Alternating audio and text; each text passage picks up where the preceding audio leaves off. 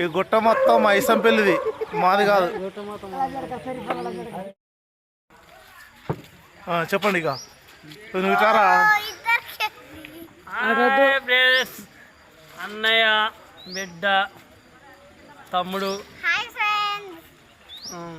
అంతా ఏముంది. తమ్ముడు జగిత్యాల సిద్దిపేట జిల్లా అయిపోయిందన్న ఆల్రెడీ.